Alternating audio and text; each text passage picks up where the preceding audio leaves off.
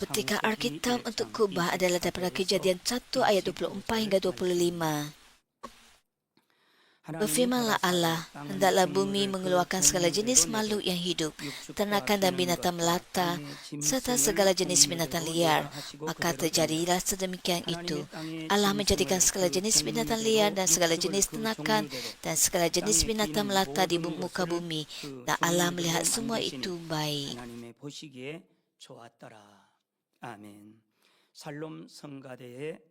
And the Nisi Orchestra is next. 사랑하는 성도 여러분, Saudara dan saudari yang saya kasih dalam Tuhan Yesus, semua anggota Mamin dari Gereja Cawangan dan Gereja Tempatan, penonton GCN dan semua anak Tuhan yang menghadiri ibadah ini dalam talian. Ini adalah penjelasan yang ke-41 tentang Kitab Kejadian, hari ke-6 penciptaan. Pada hari ke-6, Tuhan menciptakan binatang darat dan manusia. Dalam ayat 24 hingga 25, binatang darat dibahagikan kepada 3 kategori, binatang liar di darat, ternakan dan binatang yang melata di muka bumi. Pertama, binatang yang melata di muka bumi termasuk reptilia seperti ular, buaya dan penyu serta serangga.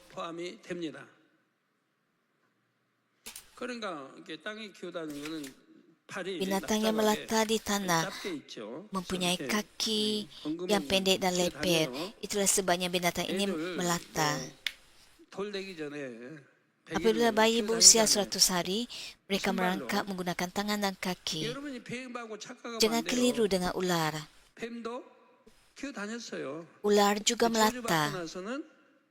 Namun begitu setelah ular dikutuk, ular bergerak dengan perutnya, bukan melata. 저주받고 뭐 이렇게 기어다니는데 그 기어가 아니고 뱀은 배로 다녀요, 배로. 다리도 없고. Ular bergerak dengan perutnya. 예. 그래서 개미처럼 땅에 기어다니는 곤충도 Ular tidak mempunyai kaki. 이렇게 땅에 기는 것들 외의 Adakah anda dapat melihat perbezaannya? Binatang melata juga termasuk serangga yang melata di tanah seperti semut. Sejak permulaan Tuhan membahagikan binatang darat selain yang melata di tanah kepada binatang liar di darat dan ternakan. Binatang liar di darat merujuk kepada binatang liar. Ada yang mengatakan bahawa manusia menangkap binatang liar dan menjadikannya sebagai binatang peliharaan. Tapi hal itu adalah tidak benar. Sejak permulaan, binatang liar dan binatang peliharaan telah dibezakan. Ternakan merujuk kepada binatang peliharaan yang dipelihara oleh manusia seperti lembu, kuda, kambing biri-biri dan anjing. Binatang-binatang ini bermanfaat kepada manusia.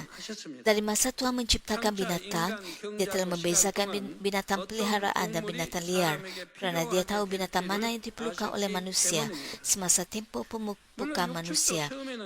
Sudah tentu ternakan juga hidup liar pada awalnya.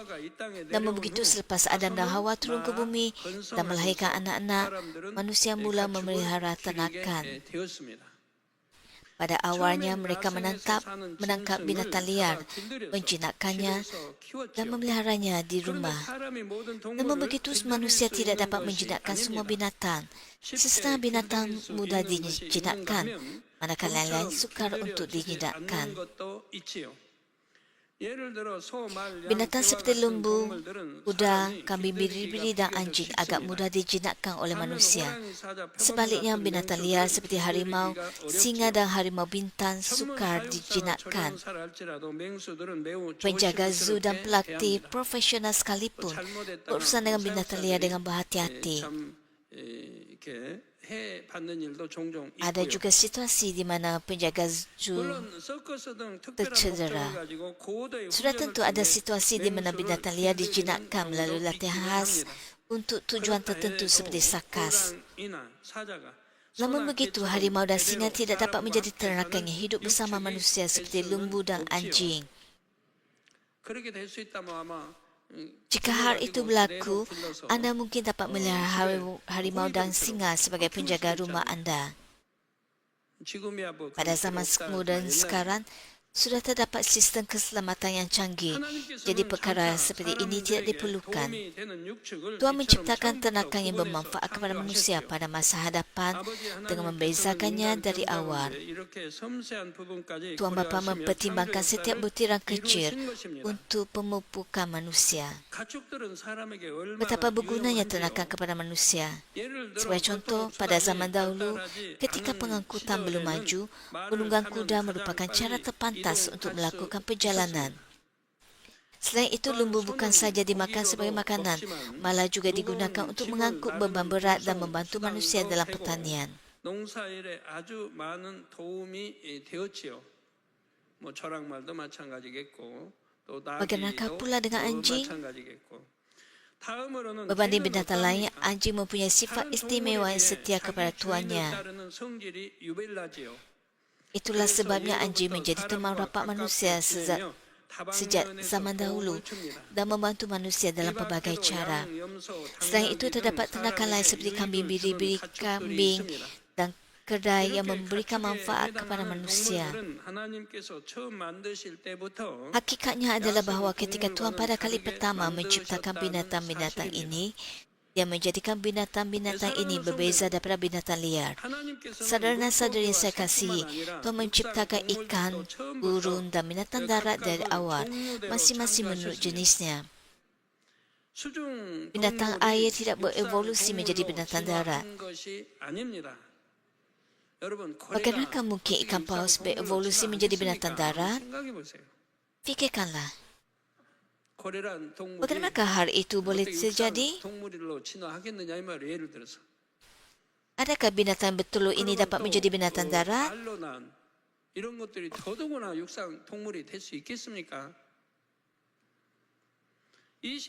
Pada ketika ini, marilah kita meneliti satu binatang yang pernah wujud di bumi sebagai contoh untuk melihat sama ada evolusi atau penciptaan adalah yang benar. Binatang itu ialah dinosaur. Saya akan menjelaskan secara ringkas berkenaan maklumat umum tentang dinosaur yang diketahui oleh dunia ini. Dengarlah dengan teliti. Orang yang berpengetahuan, jika anda mendengar dengan teliti, anda akan tahu bahawa evolusi tidaklah benar.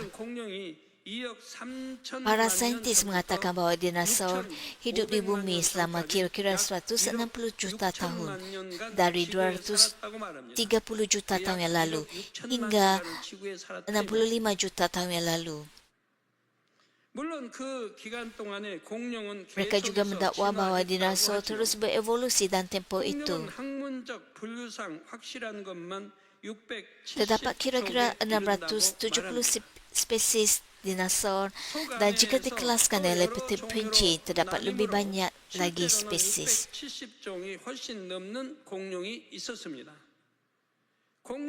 Oleh sebab dinosaur bukanlah binatang yang masih hidup, kajian mengenai dinosaur bergantung hampir 100% pada fosil.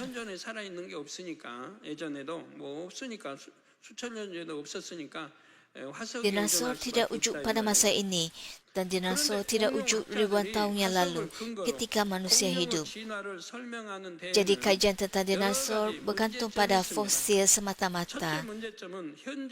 Oleh itu, terdapat beberapa masalah berkenaan penyelidikan tentang dinosaur yang menjelaskan evolusi berdasarkan fosil. Masalah yang pertama ialah hanya kira-kira 20% daripada dinosaur yang diberikan nama mempunyai rangkaian lengkap. Dalam erti kata lain, kebanyakan dinosaur diberikan nama tanpa mempunyai fosil tulang yang lengkap. Dalam erti kata lain, kebanyakan untuk menjelaskan evolusi menggunakan dinosaur, kita memerlukan banyak fosil peringkat peralihan yang menunjukkan perubahan kecil pada setiap bahagian tubuh. Namun begitu, kebanyakan fosil dinosaur tidak mempunyai rangkaian lengkap. Hal ini bermaksud bahawa ahli evolusi membuat dakwaan bahawa dinosaur berevolusi tetapi mereka tidak mempunyai bukti untuk menyokongnya. Masalah yang kedua ialah kira-kira 75% fosil dinosaur tertumpu di 6 buah negara. Fosil dinosaur tersebar di seluruh dunia, tetapi fosil dinosaur tertumpu di 6 negara iaitu Kanada, Amerika Syarikat, Argentina, Mongolia, China dan United Kingdom. 이 거대한 이 공룡은 Dinosaur yang 사람이 besar 제로스로 ini 나눌 tidak 수가 dapat 없어요. diangkut oleh manusia 그 menggunakan 사람이 kapal. 이전에 있었고. 그런데 Dinosaur 전 세계에서 wujud sebelum manusia 국본에 wujud 살았던 거예요. dan 전 세계. tersebar ke seluruh dunia. 이거 참 이해하기 어려운 일 아니에요. 진화론자들은. Harimau dan gajah tidak tersebar ke seluruh dunia, tetapi berada di kawasan 코끼리도 tertentu. 전 세계 없습니다. 호랑이도 전 세계 없습니다. Harimau dan gajah jarang 분명히 ditemui 사는 di 건 Amerika 저기 Tengah 이쪽으로 dan 별로 Selatan. 없습니다. 아프리카 Binatang 없는 거 yang ditemui di 많고요. Afrika 아프리카 tidak 중간에 ditemui di 없는 거 Amerika 많고요. Tengah dan Selatan, dan binatang di 태평양 Amerika 가로를 Tengah dan 이렇게 Selatan sukar ditemui di Afrika, 전 세계 kecuali 곳곳에 binatang 사는 우리 ternakan. 가축들 빼고는 쉽지 않습니다. Ular tersebar ke banyak tempat kerana dipindahkan dari satu tempat ke tempat lain oleh manusia. 그 뱀들도 원래 Sebagai contoh, di Guam tidak ada ular sebelum ini. 섬이니까. Tetapi semasa 뱀이 perang, 육지에서 끝까지 갈 manusia 수는 없단 melepaskan 말이에요. ular di pulau itu. 근데 전쟁 때 Sebelum itu tiada langsung ular di Guam. 가져와서 거기다 풀어버린 거예요. Binatang ini dibawa masuk oleh manusia dan sejak itu tersebar serta menjadi 그러전에는 meluas. 그 섬에도 없었다는 얘기예요. 이런 건 사람이 가지고 옮길 수가 있으니까 옮겨서 어떤 필요에 따라서 뿌려놓는 거죠. Namun begitu, dinosaur tidak hanya ditemui di Eroppa atau Asia, tetapi tersebar ke seluruh dunia dan tertumpu di kawasan tertentu. Aspek ini juga bercangkang dengan teori evolusi. Jika dinosaur berevolusi, tidak ada sebab untuk dinosaur berkumpul dan hidup di kawasan tertentu sahaja. Jika dinosaur berevolusi, bagaimana dinosaur hanya dapat tinggal di kawasan tertentu?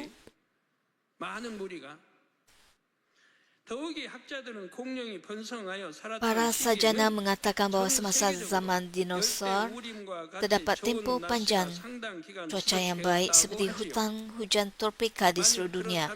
Jika hal itu adalah benar, dinosaur tidak akan hidup bersama-sama. Oleh sebab keadaan iklim ada sama di mana-mana, lebih baik tinggal berjauhan dengan pesaing makanan daripada tinggal berdekatan. Sebagai rujukan, marilah kita membandingkan kawasan habitat dinosaur dan harimau berdasarkan jumlah makanan. Saya telah mengira kawasan habitat purata dan jumlah makanan di 3 wilayah tempat harimau hidup dalam jumlah besar di bumi. Hasilnya, dalam kawasan seluas 422 km persegi, hanya 4 harimau, 1 jantan dan 3 betina dapat hidup. Dalam kawasan kira-kira 2/3 saiz Seoul, 1 harimau jantan dan 3 betina dapat hidup. Lebih banyak harimau tidak dapat tinggal bersama-sama di situ kerana kekurangan makanan. Namun begitu, apabila kita melihat peta taburan harimau di Korea Selatan pada masa lalu, harimau jarang ditemui di bahagian selatan. Mengapakah harimau tidak berkembang biak? Masalahnya ialah rantaian makanan, yakni tiada makanan yang mencukupi. 근데 우리나라에 옛날에 호랑이 있을 때 분포도 보면 그렇게 있지도 않았어요. Korea Selatan kebanyakannya terdiri daripada kawasan pegunungan. Kawasan pegunungan itu ditutupi hutan dan merupakan tempat yang baik untuk binatang hidup. Namun begitu, hanya sedikit harimau yang dapat tinggal di sana. 우리나라는 산이 대부분 산 아닙니까? 숲으로 우거져 있고 짐승들 살기 다 좋죠. Berat purata seekor harimau ialah 200 kg dan keperluan minimum makanan harian seekor harimau kira-kira 10 kg. 몸무게는 200kg이며 한 마리 하루 먹이 섭취량은 Bagi gajah yang merupakan herbivore, berat badan purata ialah 5 tan dan keperluan makanan harian minimum yang dikatakan kira-kira 185 kg. Sama ada herbivore atau carnivore, binatang perlu makan makanan yang bersamaan dengan 3% hingga 5% daripada berat badannya pada setiap hari. 먹어야 하는 것이지요. 따라서 현재 지구상 세 곳에서는 평균적으로 몸무게 Oleh itu, pada 200kg의 masa ini, di 호랑이 3 한 tempat di 마리가 bumi, seekor harimau seberat 200 kg hidup di kawasan habitat tertentu dengan secara purata, makan 10 kg makanan pada setiap hari. Jika seekor harimau tidak makan makanan sebanyak ini, harimau itu akan menjadi lapar dan kehilangan kekuatan untuk berburu. 사냥도 못해요. 배가 고파. Jika hal ini berterusan, harimau akhirnya akan mati kelaparan. 사냥 먹잇감보다 더 잘 달려야 하잖아요. Oleh itu, harimau mesti makan sebanyak ini pada setiap hari. 그러면 결국은 배고프면 못 잡고 배고프게 하루 이틀 3일 가면 그냥 죽는 Berdasarkan fakta ini, kita mengira kawasan habitat dan bekalan makanan dinosaur.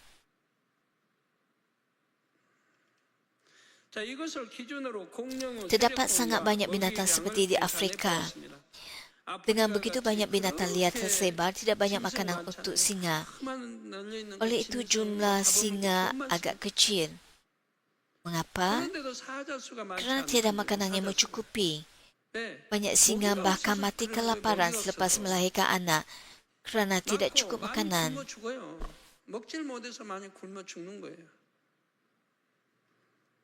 Seekor dinosaur seberat 20 tan, iaitu 100 kali berat purata harimau, memerlukan 1 tan makanan pada setiap hari untuk terus hidup. 1 tan makanan bukan 10 kg, tetapi 10 hingga 100 kali ganda. Untuk hal itu, dinosaur memerlukan kawasan 100 kali lebih besar daripada kawasan habitat purata bagi harimau, iaitu 10,500 km persegi. Korea Selatan mempunyai keluasan 99,373 km persegi. Jika termasuk Korea Utara, keluasannya ialah 220,000 km persegi. Jika seekor dinosaur seberat 20 tan, hanya 9 ekor dinosaur dapat hidup dalam kawasan sebesar Korea Selatan.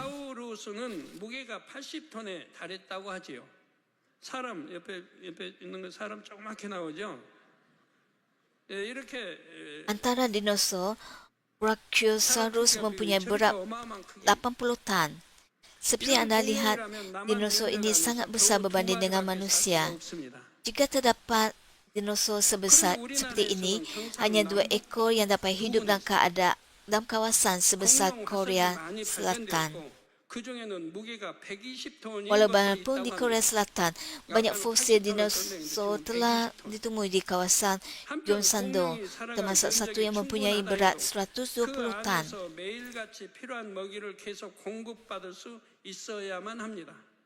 Sebelum ini saya menyebut tentang dinosaur yang seberat 80 tan, tapi sekarang dinosaur itu seberat 120 tan. Sekalipun terdapat ruang yang cukup untuk dinosaur hidup, dinosaur mesti dapat menerima bekalan makanan mencukupi pada setiap hari. Para saintis dinosaur mengatakan bahawa persekitaran di bumi semasa era dinosaur adalah lebih baik daripada sekarang, membolehkan lebih banyak makanan dihasilkan. Walaupun kita mengandaikan bahawa dalam persekitaran yang lebih baik seperti itu, dinosaur dapat memperoleh 100 kali lebih banyak makanan daripada sekarang, hanya kira-kira 6 ekor dinosaur seberat 20 tan yang dapat hidup dalam kawasan sebesar Seoul. Jika dinosaur seberat 80 tan, 2 ekor dinosaur pun tidak dapat hidup dalam kawasan sebesar Seoul. Namun begitu, fosil dinosaur yang ditemui setakat ini tertumpu di kawasan tertentu. Sebagai contoh, di Alberta, Kanada, fosil 300 spesies dinosaur tunggal dari bayi hingga dewasa telah ditemui bersama banyak jenis fosil dinosaur yang lain. Selain itu, sejumlah besar fosil dinosaur telah ditemui di kawasan Dinosaur Mountain di Montana, Amerika Syarikat. Antaranya kira-kira 10,000 fosil satu jenis dinosaur telah ditemui dalam jarak 2 km. Jarak inilah jarak yang pendek, dan dalam jarak itu sebanyak 10,000 telur ditemui di sana. Keadaan ini tidak dapat dijelaskan dengan teori evolusi. Namun begitu, jika Anda memahami penjelasan daripada Tuhan, Anda dapat memahami segalanya. Jika Anda melihat sejarah dinosaur seperti yang dijelaskan oleh Tuhan kepada saya, semuanya masuk akal. Tapi sekarang penjelasan melalui teori evolusi adalah tidak masuk akal. Mengapakah semua dinosaur ini berkumpul bersama-sama seperti ini? Jika dinosaur hidup di bumi selama 160 juta tahun, seperti yang didakwa oleh para saintis, bagaimana dinosaur mendapatkan semua makanan? Bagaimanakah dinosaur dapat makan begitu banyak makanan dan hidup begitu lama di bumi? Sedangkan binatang yang dimakan oleh dinosaur tidak bertumbuh seperti rumput. Dinosaur secara naluri juga tahu untuk menjauhkan diri daripada satu sama lain untuk mengelakkan persaingan makanan. Ada satu lagi perkara yang perlu diberikan perhatian di sini. Adakah kaedah penentuan tarikh mutlak yang digunakan oleh saintis adalah benar-benar tepat? Melihat fosil dinosaur yang ditemui di Korea Selatan, nampaknya dinosaur hidup bersama-sama di satu kawasan. Oleh itu, dari mana dinosaur mendapatkan makanan untuk hidup dalam kumpulan begitu besar? Walaupun tiada makanan, mengapakah dinosaur hidup dalam kumpulan sedemikian? Tidakkah anda pernah berfikir tentang perkara-perkara ini? Pertama, persoalannya ialah sama ada kaedah penentuan tarikh mutlak yang digunakan oleh saintis adalah tepat. Penentuan tarikh mutlak ialah kaedah yang mengukur usia sesuatu objek. Walaupun penggunaan kaedah penentuan tarikh rasmi bahkan tidak selalu dapat dipercayai. Kandungan ini telah diperkenalkan dalam Jurnal Akademi Antarabangsa Sains pada 17 Oktober 2003. Para saintis cuba mengukur usia bahan yang sama dari lokasi yang sama menggunakan dua kaedah penentuan tarikh yang diiktiraf. Jika kedua-dua kaedah itu betul, hasilnya sepatutnya sama atau hampir serupa. Namun begitu, faktanya adalah bahawa perbezaan usia daripada kedua-dua kaedah itu sangat besar. Satu kaedah mengukur usia fosil dinosaur sebagai 8 juta tahun, manakala kaedah yang lain mengukur usianya sebagai 2 juta tahun. Hal ini merupakan perbezaan sebanyak 6 juta tahun. Walaupun selepas pengukuran berulang-ulang kali, hasilnya tetap sama. Oleh itu, kita tidak boleh membuat kesimpulan bahawa zaman dan tempoh kewujudan dinosaur di bumi berdasarkan kaedah penentuan tarikh ini adalah tepat. Dengan kata lain, dikatakan bahawa dinosaur hidup selama kira-kira 160 juta tahun dari 230 juta tahun dahulu hingga 65 juta tahun dahulu. Tapi hal ini adalah tidak benar. 한편 학자들은 6,500만 년 전에 공룡이 일시에 멸종됐다고 Sementara itu, beberapa orang saintis mengatakan bahawa dinosaur tiba-tiba pupus 65 juta tahun dahulu. Dakwaan ini konsisten dengan apa yang dijelaskan oleh Tuhan. Dalam meraja data pada skrin, nombor 6, 7 dan 8 ialah dinosaur. Tapi dinosaur tiba-tiba pupus pada suatu masa. Masa itu tidak diketahui, tapi adalah benar bahawa dinosaur tiba-tiba pupus pada suatu ketika. Oleh itu, berapa lamakah dinosaur hidup di bumi dan mengapakah dinosaur tiba-tiba pupus? Berapa lamakah dinosaur hidup dan mengapakah dinosaur hilang? Saya akan menjelaskannya secara terperinci dalam kejadian bab 2. Jika anda beralih ke kejadian 2, hal ini akan diberikan penjelasan dengan terperinci dalam kejadian bab 2. Dinosaur ialah spesies yang tidak dapat dimusnahkan oleh api dari dunia ini.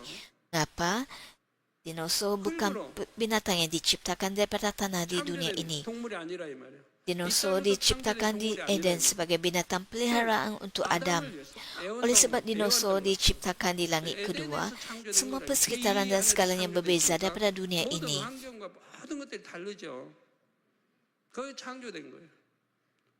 Oleh itu, dinosaur berbeza daripada binatang lain.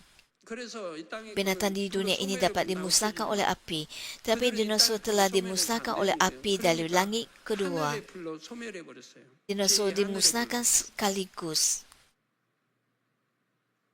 그리고 일시에 소멸됐는데 Hanya 왜 tulang dinosaur yang 이렇게 tinggal. 뼈대들이 남고 하는 거. Pada masa itu pasti ada binatang lain selain dinosaur. Tetapi tiada jejak binatang yang lain yang dapat ditemui di sekitar. 공룡이 잡아먹을 그 많은 것들이 있어야 할 거 아니에요. 그들의 말대로 한다면 왜 그대로 화석은 안 보여요? 왜 공룡만 화석이 보여요? Menurut teori evolusi, tulang dan fosil binatang lain yang dimakan oleh dinosaur sepatutnya ditemui, tapi tulang dan fosil binatang lain tidak ditemui. Hal ini akan saya jelaskan dengan terperinci dalam Kejadian bab 2.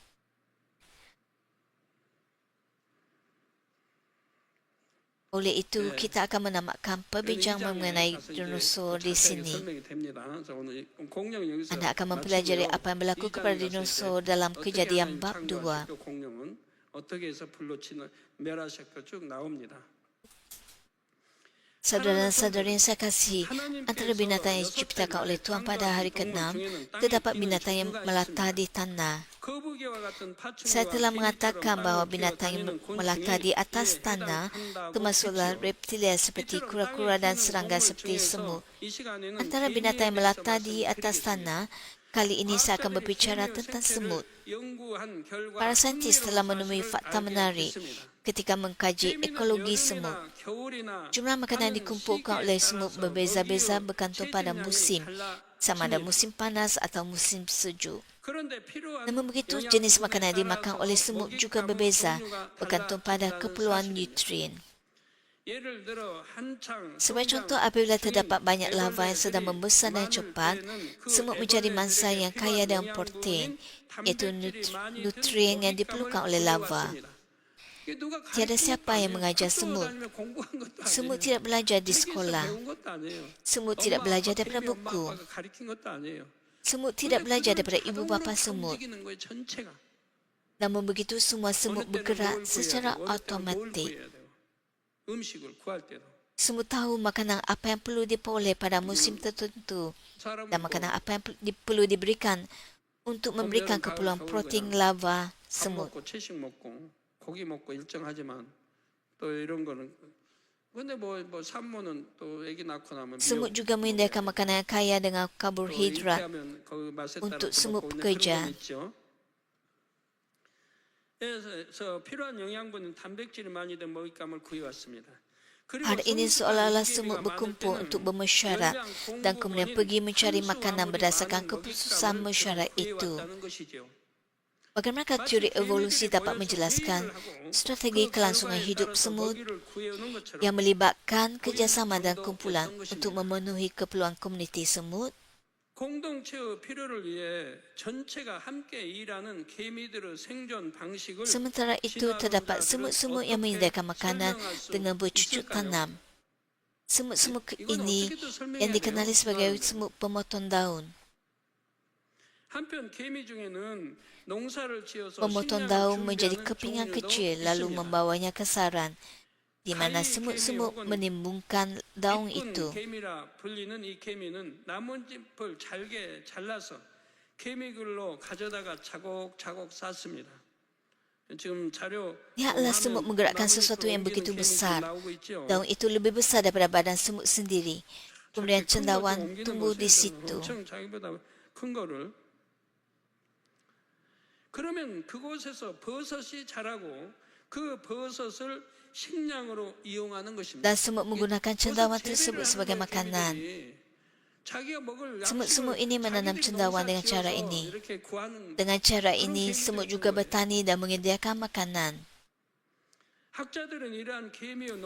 Para sarjana mengatakan bahawa sejarah pertanian oleh semut ini telah bermula kira-kira 10 juta tahun yang lalu. Hal ini bermaksud bahawa semut telah menanam dan memakan cendawan sebelum manusia. Jika kecerdasan telah berkembang dan berevolusi sebanyak ini, mengapakah semut masih kekal sebagai semut? Bagaimana semut tahu bahawa cendawan akan tumbuh jika semut melakukannya? Semut tidak menyedari perkara ini dengan sendiri. Tuhan, Sang Pencipta yang telah memberikan naluri itu kepada semut. Sesetengah semut menggunakan taktik yang serupa dengan tentera moden. Ini ialah semut palawang yang tinggal di hutan Amazon di Brazil.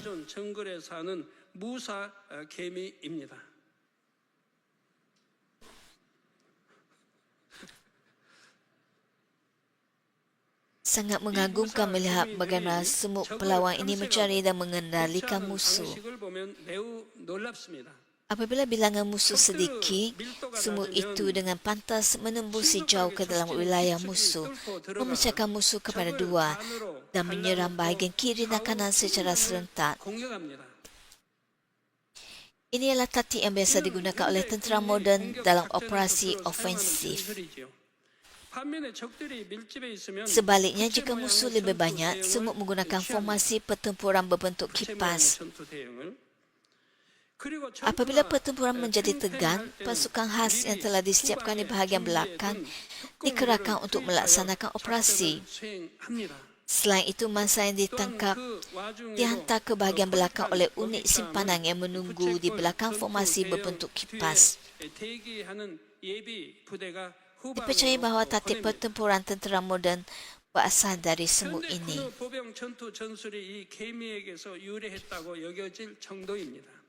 Saya juga banyak memerhatikan semut semasa saya sakit selama 7 tahun dahulu. Apabila sepotong roti jatuh ke lantai, semut akan muncul entah dari mana. Pada mulanya, 1 atau 2 ekor semut muncul dan cuba menggerakkan makanan tersebut. Namun begitu, jika semut tidak dapat melakukannya sendiri, semut dengan cepat pergi dan membawa rakan-rakan semut yang lain. Semut mengikuti laluan yang sama untuk membawa rakan-rakan semut dan berbaris dalam satu barisan.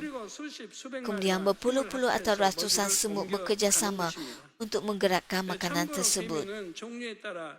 Untuk makluman anda, semut dapat menarik sesuatu yang secara purata kira-kira 50 kali lebih berat daripada berat badan semut sendiri.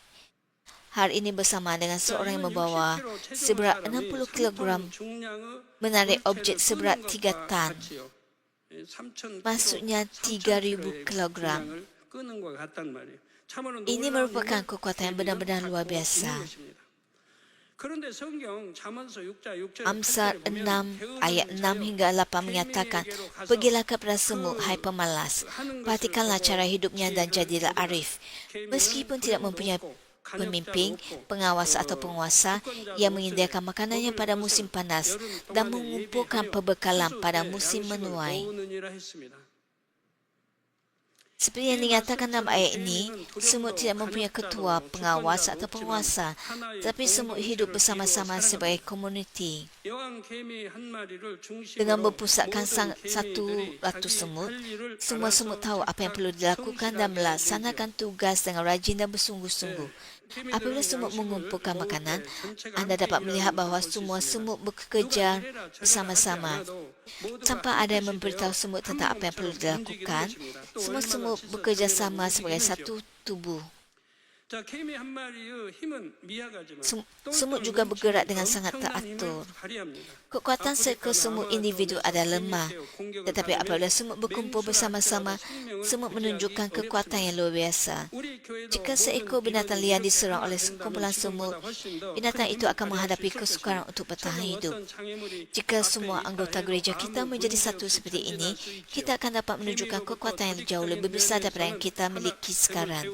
Walaupun terdapat halangan di hadapan, kita dapat maju tanpa sebarang masalah. Daripada semut, kita harus belajar bagaimana untuk bersatu dengan orang lain, serta rajin dan ikhlas sebagai individu. Semut bekerja keras tanpa berehat dan menyediakan makanan lebih awal. Oleh itu, walaupun sukar untuk mendapatkan makanan, semut dapat hidup tanpa kebimbangan dan tanpa kesulitan. Jika manusia bekerja keras dan jujur, sesiapa saja dapat keluar daripada kemiskinan dan hidup dengan baik. Walaupun anda bekerja sebagai buruh kasar, jika anda bekerja dengan rajin dan menyimpan sedikit wang secara konsisten, anda dapat mengelakkan kemiskinan. Lebih-lebih lagi, jika orang seperti itu percaya kepada Tuhan dan bergantung kepadanya, dia akan menerima lebih banyak daripada apa yang telah dikumpulkannya. Dengan bersikap ikhlas seperti ini, anda akan mendapat kepercayaan dan pengiktirafan daripada orang di sekeliling anda. Dan anda akan berjaya dalam apa-apa sahaja yang anda lakukan. Namun begitu banyak orang tidak berusaha mendapatkan pendapatan secara jujur seperti semula, tetapi terlalu tamat. Banyak situasi di mana orang menghadapi masalah besar kerana menempuh jalan menyimpan daripada norma. Setengah orang di dunia ini yang kelihatan baik-baik saja walaupun mereka menggunakan tipu daya dan melakukan perbuatan haram. Namun begitu anak-anak Tuhan mesti hidup jalan yang benar tanpa goyah, bergantung kepada firman Tuhan. Amsal 37 ayat 1 hingga 2 juga menyatakan, jangan gusar kerana orang melakukan kejahatan dan jangan iri hati kepada orang yang melakukan kedujanaan, kerana tidak lama lagi mereka akan ditebas seperti rumput. Dan dalam ayat 3, percayalah kepada Tuhan dan lakukan kebaikan, tinggallah di tanah ini dan berpeganglah kepada kesetiaannya. Sentiasa perhatikan firman Tuhan dalam perjanjian lama dan perjanjian baru. Firman Tuhan sentiasa menyatakan bahawa anda harus mempercayai Tuhan dan melakukan yang baik. Jika anda mengamalkan perkara ini sahaja, tidak ada seorang pun yang tidak akan menerima berkat. Namun begitu, orang tidak bergantung kepada Tuhan, sebaliknya bergantung kepada orang lain dan menggunakan kebijaksanaan sendiri. Mazmur 37 ayat 4 menyatakan, carilah kebahagiaan daripada Tuhan, maka dia akan menunaikan hasrat hatimu. Tuhan memberikan naluri untuk bertahan hidup bahkan kepada makhluk yang lemah seperti semut. Lebih-lebih lagi, bagaimanakah mungkin dia mengabaikan keinginan hati anak-anak yang baik yang mempercayainya dan bertindak dengan setia? Yusuf yang difitnah dan dipenjarakan secara tidak adil mempercayai Tuhan dan bertindak dengan setia, lalu Tuhan menjadikan segala yang dilakukannya berhasil. Adakah antara saudara-saudari yang berada dalam situasi sulit seperti Yusuf? Adakah mereka yang berasa seperti tiada jalan untuk mencari rezeki kerana kekurangan pendidikan atau kemahiran? Lihatlah semua dan peroleh kebijaksanaan. Percayalah kepada Tuhan dan jadikan dia pusat kehidupan anda dan lakukan segala sesuatu dengan setia. Jika anda bekerja secara konsisten dan setia dengan hati yang baik tanpa tamak, Tuhan pasti akan memberkati anda. Izinkan saya membuat rumusan bagi khutbah ini. Saudara dan saudari yang saya kasihi, dalam khutbah ini kita berbicara tentang bahagian di mana Tuhan menciptakan 3 jenis binatang darat pada hari ke-6 penciptaan. Kita juga meneliti sama ada evolusi dan penciptaan adalah benar. Dengan menggunakan dinosaur sebagai contoh, kita juga mencari kebijaksanaan yang dapat kita boleh daripada semut. Dalam khutbah yang seterusnya, saya akan berbicara tentang penciptaan manusia pada hari ke-6 penciptaan. Pada hari ke-6 penciptaan, Tuhan mula-mula menciptakan ternakan, binatang liar dan makhluk yang melata mengikut jenisnya. Dalam ayat 25 daripada perkataan Alkitab tersebut dinyatakan, tak alam melihat semua itu baik. Pada hari ke-6, dengan penciptaan binatang darat, persekalian diperlukan untuk pemupukan manusia akhir yang diciptakan, dan oleh itu pada pandangan mata Tuhan semuanya adalah baik. Izinkan saya secara metafora mengungkapkan hati Tuhan Bapa pada waktu ini. Apabila sepasang suami isteri yang baru berkahwin mengandungkan anak pertama mereka menyediakan banyak perkara untuk anak tersebut.